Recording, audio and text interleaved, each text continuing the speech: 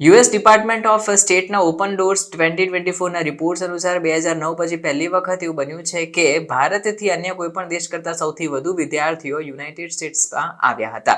કુલ international સ્ટુડન્ટ્સના એડમિશનના 29% વિદ્યાર્થીઓ તો અમેરિકામાં જે આવ્યા છે તે ભારતથી જ આવેલા છે એવા આંકડાઓ સામે આવી રહ્યા છે.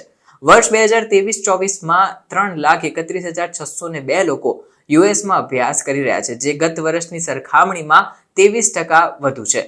2023માં ઇન્ટરનેશનલ સ્ટુડન્ટ્સની વાત કરીએ તો યુએસ ઇકોનોમીમાં ઇન્ટરનેશનલ સ્ટુડન્ટ્સનો ફાળો ઘણો રહ્યો છે. તેમને $50 બિલિયન એટલે કે 4.22 લાખ કરોડનું યોગદાન આપ્યું છે. ભારતીય વિદ્યાર્થીઓએ સંખ્યામાં ચીનના વિદ્યાર્થીઓને પણ હવે પાછળ છોડી દીધા છે. 15 વર્ષ પછી ચીનના વિદ્યાર્થીઓની સંખ્યા 23 અને 2024 વર્ષમાં ઘટીને 24.6% થઈ ગઈ છે, જે અગાઉના વર્ષમાં 27.4% હતી. 2023-24માં યુએસમાં 1.2 મિલિયન ઇન્ટરનેશનલ સ્ટુડન્ટ્સની ઓલ ટાઈમ હાઈ સંખ્યા હતી, જે યુએસ કેમ્પસના કુલ વિદ્યાર્થીઓના લગભગ 6% છે.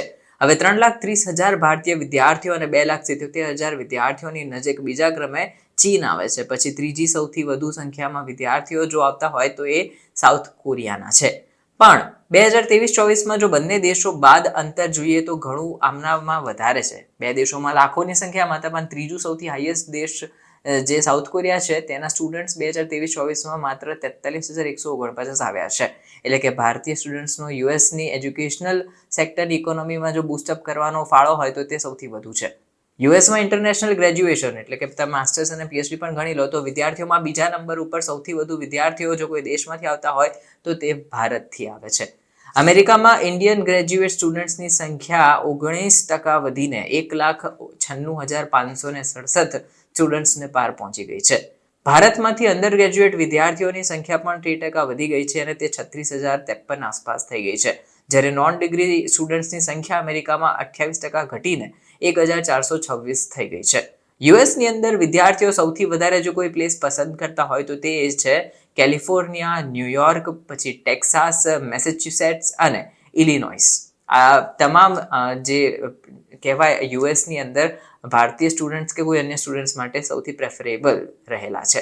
લગભગ 56% ઇન્ટરનેશનલ સ્ટુડન્ટ્સ સ્ટીમ ક્ષેત્રમાંથી અભ્યાસ કરવા આવે છે. આ ઉપરાંત બિઝનેસ મેનેજમેન્ટમાં ઇન્ટરનેશનલ સ્ટુડન્ટ્સની સંખ્યામાં 2%નો વધારો થયો છે, જ્યારે ફાઇન એન્ડ અપ્લાઇડ આર્ટ્સમાં પણ 5%નો વધારો થયો છે, જે આર્ટ્સ તરફ બદલાતા વલણનો પણ સંકેત આપે છે કે ભવિષ્યમાં સ્ટીમ સિવાય પણ અન્ય આર્ટ્સ ક્ષેત્રે પણ લોકો અમેરિકા ભણવા જતા હોય છે. રિપોર્ટમાં શેર કરાયેલા ડેટા અનુસાર 2014થી યુએસ ઇન્ટરનેશનલ સ્ટુડન્ટ્સ માટે ટોચનું ગ્લોબલ એજ્યુકેશન હબ રહેલું છે અને એક દાયકા પછી 2024માં પણ આ પ્રમાણે જ ચાલી રહ્યું છે. ત્યારબાદ કેનેડા અને યુનાઇટેડ કિંગડમ આવે છે. યુકેમાં કુલ વિદ્યાર્થીઓની નોંધણીમાં ઇન્ટરનેશનલ સ્ટુડન્ટ્સે 27%, કેનેડામાં વાત કરીએ તો 38% અને ઓસ્ટ્રેલિયામાં 31% છે. એટલે કે હવે 2024 ઓપન ડોર્સ રિપોર્ટમાં પણ અમેરિકન વિદ્યાર્થીઓ ભારતને સ્ટડી અબ્રોડ ડેસ્ટિનેશન તરીકે પસંદ કરી રહ્યા છે અને છેલ્લા કેટલાક વર્ષોમાં અમેરિકાથી ભારત ભણવા આવતા વિદ્યાર્થીઓમાં પણ 300% વધારો થયો છે. એટલે કે અમેરિકનોને પણ હવે ભારત ભણવા આવવાનું પસંદ છે, કેમ કે 300%નો વધારો થયો છે. ભારતમાં અમેરિકાથી અભ્યાસ કરવા આવતા સ્ટુડન્ટ્સની સંખ્યા વર્ષ 2022-23ના આંકડા પ્રમાણે 300થી વધીને 1,300 થઈ ગઈ છે. એટલે કે બંને દેશો વચ્ચેના સંબંધો પણ સારા એવા થયા છે.